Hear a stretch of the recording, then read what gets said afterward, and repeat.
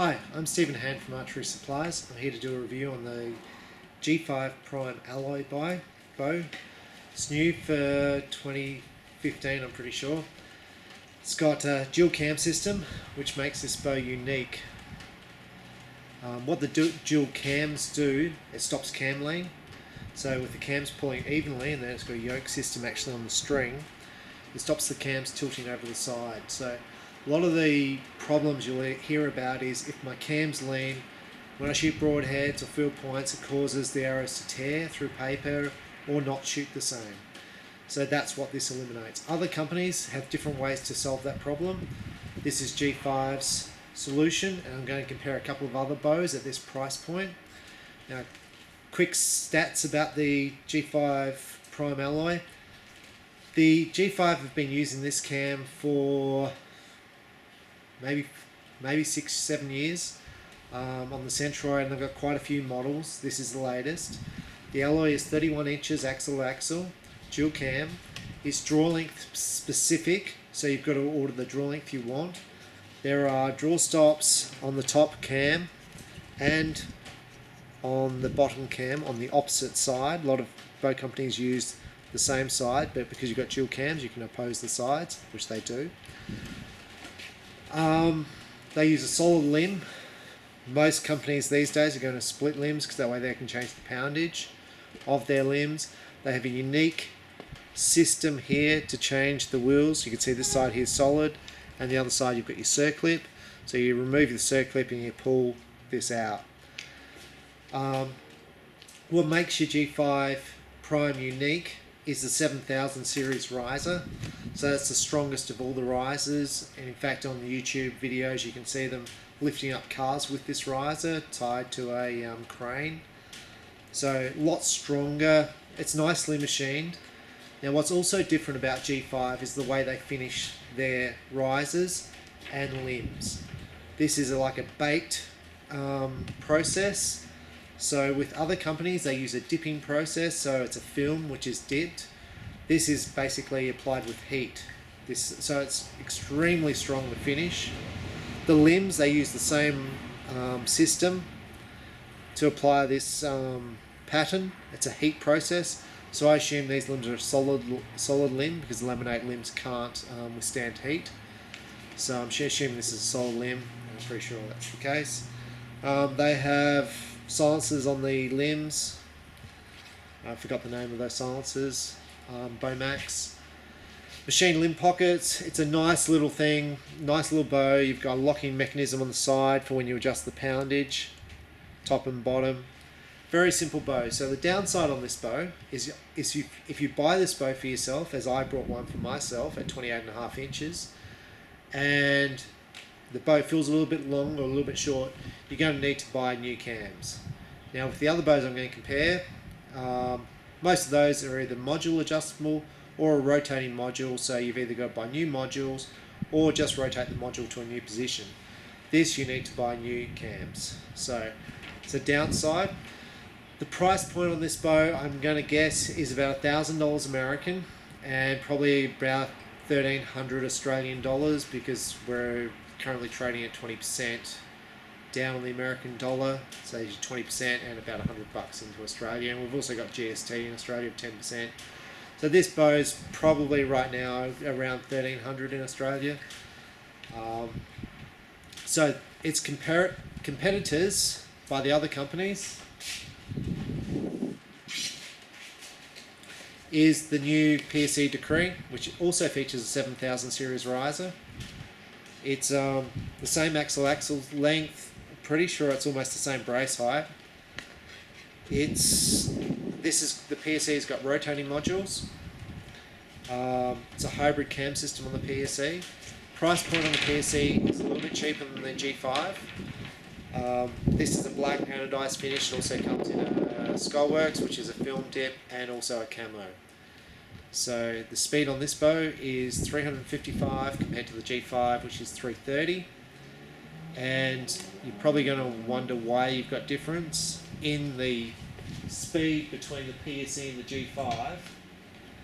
In fact, when I was at the PSE factory, I said to PSE when G5 first brought out this cam, I said, this is a pretty cool idea, this twin track system. And Pete Shepley said to me, oh, we've already done that. Now, I've been shooting forever, and I've never seen a PSE with dual tracks, or should I say I've never brought one with PSE dual tracks before. PSE produced one, I'm going to guess 20 to 25 years ago, and they've got it on the wall on their shop, in their showroom, and it's an old bow, and it's got dual tracks. Okay, so although I hadn't seen it, they had made one, and it had been for sale, it just wasn't popular. Now the problem they had a few problems, but what Pete said, the problem is with a dual track is you're adding basically 2 lots of cams to the top, so you're adding twice the weight. And what Pete said was, by adding weight, you're reducing the speed of your bow. So while the PSE is shooting 355, this is shooting 330, you've got added weight here on the cams, so that's slowing it down. PSE also have the compression limbs, and you'll see this limb is parallel, but it's not the compression that you see on the PSE, so you're giving up a little bit of speed there as well.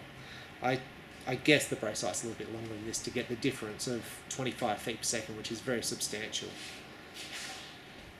New for 2015, a bow which I got canned on my review for is the Matthews HTR. Now the speed on this bow is basically the same as this bow. So the Matthews HTR and the G5 Prime, axle about the same, brace height I think is pretty similar. Matthews is adjustable by modules. It's a very smooth system. It's a very nice bow to shoot. So, and the people I've sold these to, I've sold now 3 of them. When I did my review, I think I've only sold 1. The people who've brought them have really liked them. So they say they shoot incredibly well, best bow they've ever shot. So, but the Matthews obviously don't have it's a single, they call it a no cam system, but your G5's got your binary cam.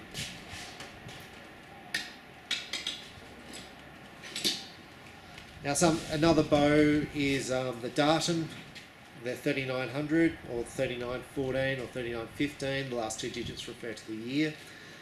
This bow shoots at 355 feet per second, 350 feet per second. It's a forged riser, split system. They use a sort of a binary cam, so it's a dual cam system with yokes, top and bottom. It's nice little shooting bow, nice and light. Axle is the same as this. You know, it's top of the line in Darton, unique grip. So when you're looking at a new bow, at the top end of town, you know, the $1,000 plus, the Darton sells for about 1,000 Australian dollars, so it's cheaper than the G5 Prime. I would say the Prime is finished better than the Darton. The Matthews, I'd say the finish is pretty similar. It's very high quality, and the G5 is very high quality. So, but what you're getting here is bows which they have their own unique features. So with the Prime, what you're getting is the dual track system and a 7000 series riser. It's a little bit more expensive, and you're also getting this unique paint finish. So this finish you see on this riser won't rub off, and basically in 5 or 10 years time, this riser should look the same as it does now. And people I know who shoot these, and they've shot them for 7 odd years, their bows do look pretty good in 7 years time. So we're going to have a shot with this and see how it goes, and you can be a judge. So for the first shot, I'm just going to draw the bow back and see what the draw cycle feels like. I don't tend to shoot the first shot because I just want to get a feel for what the draw length's like, how this bow's going to actually perform, and what it feels like. This is a 70-pound bow, and it's set on 29 inches, so it should be pretty close to what I shoot. We'll see what it's like. I should say also that G5's changed their cable system here. It's on a flexi roller slide system, so before they've used a different cam system, so just bear that in mind. So the draw cycle,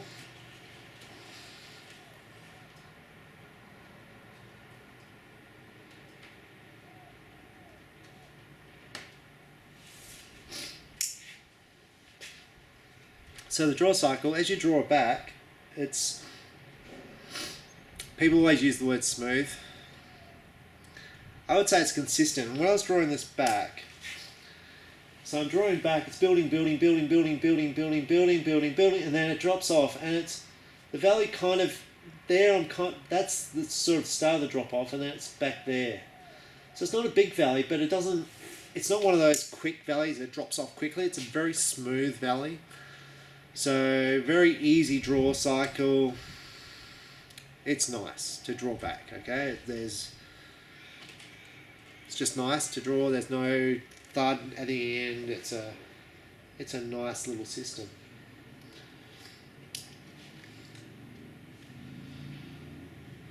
And I would say also the grip on this bow is different to the other bows.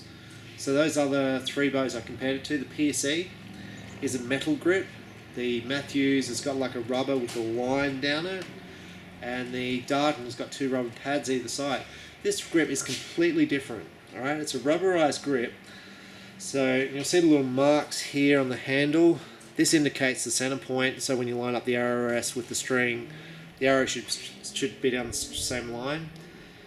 So, but with this grip, what you generally want when you shoot is your knuckles at 45 degrees, and you either heel or you don't heel. This bow isn't enticing you to heel. It's kind of, for me, I want to shoot this with a high grip. So, and don't get me wrong, people will shoot this with a low grip, but it feels really comfortable with a high grip. And I would guess 90% of people would shoot the G5 with a high grip. So basically, with my grip position here, I've got nothing touching down here in the hand grip, and the front here, it's kind of like almost like a recurve grip, like I shoot with my sort of target recurve. So draw this bow back. I'm in the valley. Now this draw length, I'm 28.5, this bow's 29. It feels pretty good to me. I said before I brought one of these bows. I brought a G5 Centroid in black, 28.5, and I was going to shoot it for target archery. And I got it at 28.5, and it was too short. So I was like, so I sold it because I own an archery shop. And so for me, if you're going to buy one and you know your draw length, you probably want to go half an inch longer, because that's just how it feels. And this grip, it's quite a big grip too. It's not a narrow grip like the Decree. The Decree's got a very narrow grip. So we're going to take this shot. I draw it back. It's easy. I can hold this all day. It doesn't feel like an 80% let off.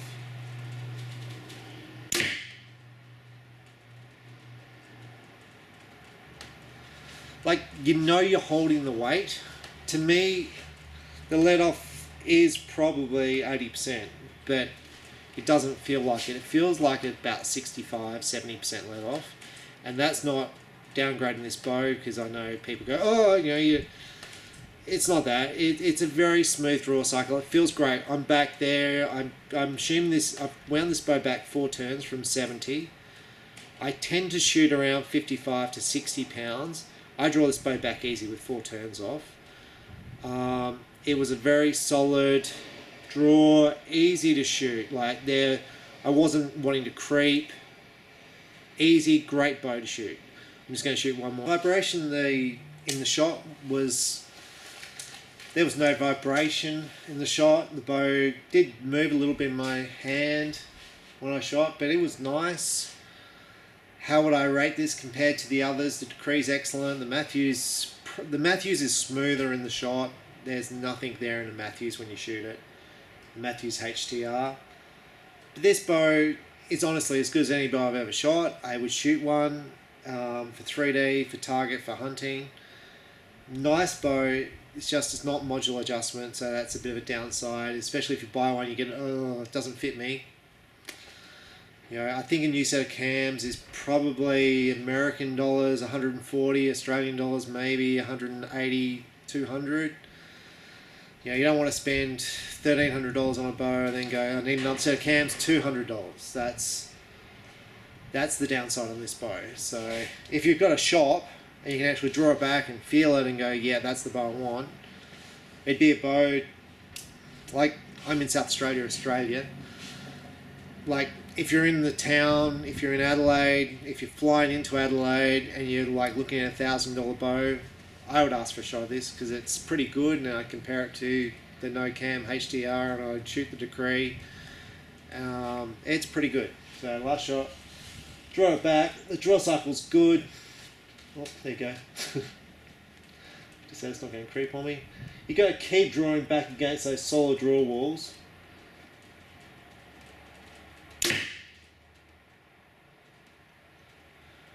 But the bow doesn't move. It's nice. What I like about this bow, and I own lots of bows, okay?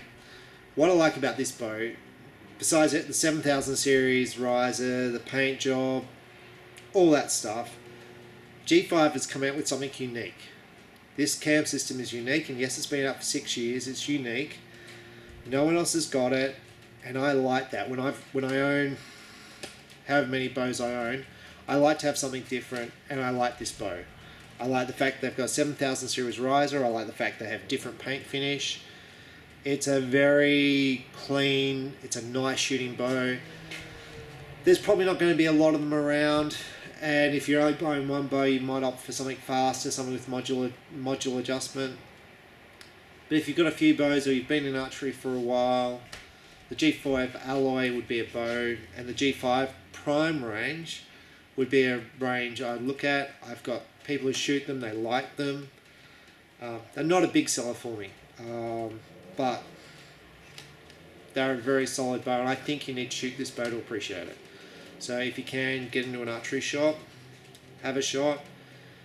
And when you go to an archery shop, it's nice to know what budget you're at, so you can say, look, these are the 2 bows or 3 bows I want to have a shot with to see which one I want to take home. So the G5 alloy, check it out. I like it, and I would definitely own one. Thank you. Bye.